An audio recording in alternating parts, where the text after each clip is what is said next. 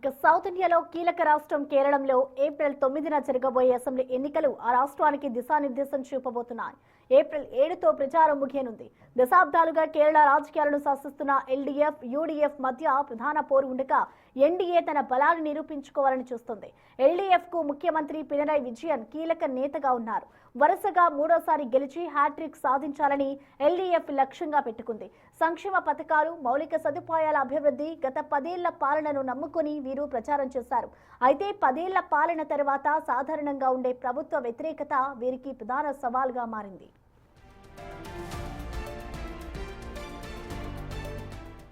ఇక యూడీఎఫ్ కాంగ్రెస్ నాయకత్వంలోని విపక్ష కూటమి ఈసారి అధికారంలోకి వస్తామన్న ధీమాతో ఉంది.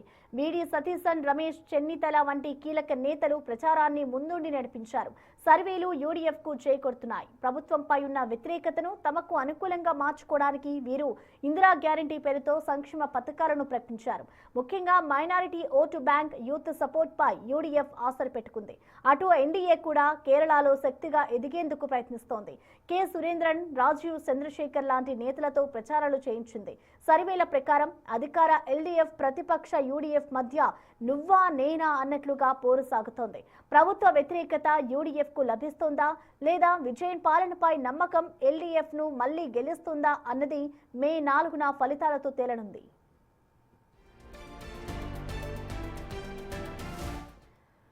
కేరళంలో మొత్తం 140 అసెంబ్లీ స్థానాలు ఉన్నాయి. మొత్తం 2,71,41,952 మంది ఓటర్లు ఉన్నారు.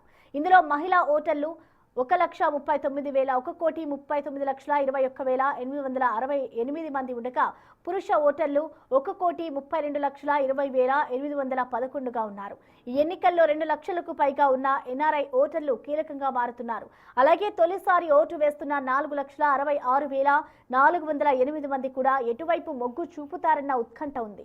ఎన్నికల బరిలో మొత్తం 890 మంది అభ్యర్థులు ఉన్నారు. ఇందులో కేవలం 59 మంది మహిళా అభ్యర్థులు మాత్రమే పోటీ చేస్తున్నారు. ఇక పోటీ చేస్తున్న వారిలో 38% మందిపై క్రిమినల్ కేసులు ఉన్నాయంటున్నారు. అటు ఎన్నికల కోసం 30,471 పోలింగ్ కేంద్రాలను ఏర్పాటు చేశారు.